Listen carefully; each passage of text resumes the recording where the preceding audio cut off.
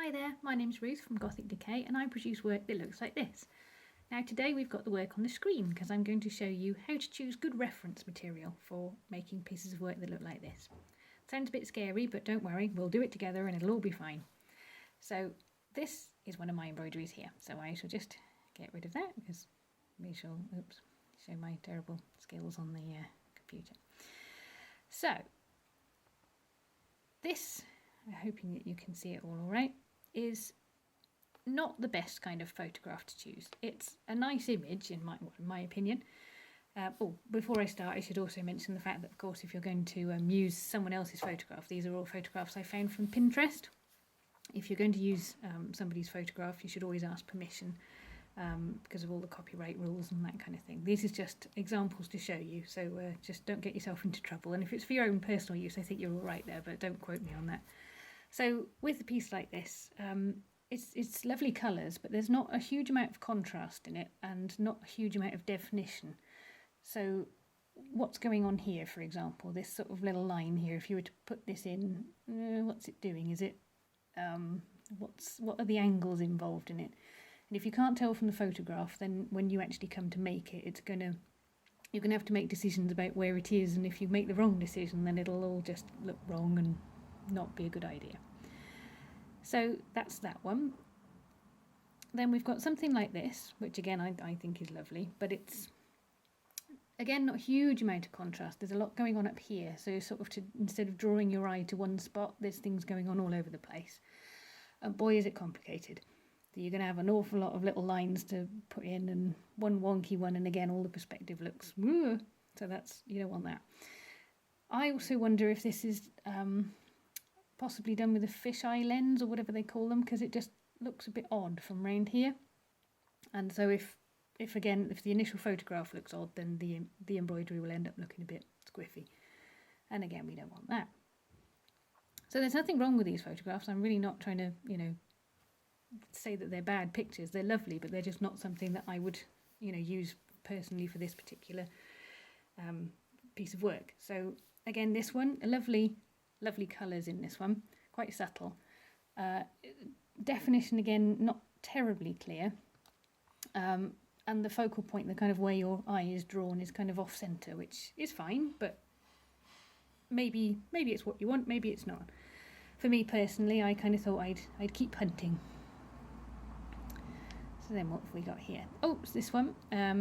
Again, it's kind of central, but not quite central. So you've got all the windows that you can see down here, but then it's not down here. And what's going on at the end? What's sort of, all of this work to draw your eye up to here, and what can you see? Don't really know. I mean, obviously you can alter all of these. It's not like you have to rigidly stick to whatever it might be. So, last but one, this one. Again, gorgeous colours. Love what's happening in it, but it's quite hard to tell what's going on. This is a pillar and it's going up here and then maybe another one down there, and again, if you can't tell what's happening in the picture, not quite. I mean, you can keep it in a folder of kind of referencey ones, because all of this, undergrowth here is lovely, and all of this, all the brokeny bits are, would be really, really good to work with, but perhaps not for a full picture, when you're still not entirely sure what's going on. I mean, do you put these lines in, and if you do, what are they? You want quite, that's unusual. There we go, sorry about that. Laptop's on the blink. So I've chosen this one. Stairs, me and stairs. There's a big bright focal point, makes you want to go up the stairs and see what's around the corner. There's all of this lovely textural goodies down here to play with. A lot of light and dark, off centre again, but I don't know, it seems to quite work on that one. Well, for me, there's all of this lovely wall texture down here, all of these yummy scribbly bits down here, quite areas of quite calm but dark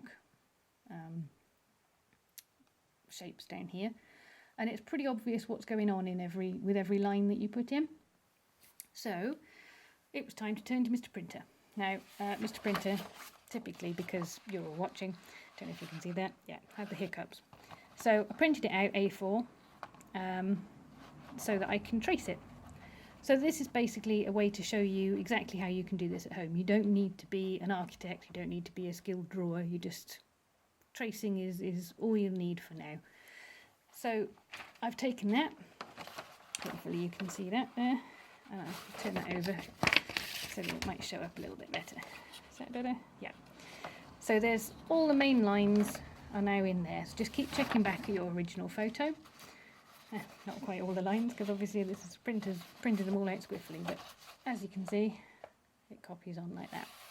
So everything that you think is going to be a useful structural line, because you're going to go down over these with machine stitching to create the basis of your the shapes of where all your dye is going to go and what's going on in your picture. So basically, this is the next stage. Create your tracing. And because my sewing machine doesn't have a light, because it's an ancient little fellow, I'll now go over these in biro or, you know, a thin Sharpie, something like that, just to make sure it really, really stands out. So you've got a really nice crisp line. And then in the next video, I'll show you what to do next, where we'll stitch this onto the fabric and hurl some dye at it. So thank you very much for watching. I hope you enjoyed it. Feel free to subscribe to the channel, share it as much as you like, because you know, in this, while we're all locked down, it's nice to have something fun to do. And just so you all know, I don't know if you saw the last couple of videos, but Jacko the cat made an appearance.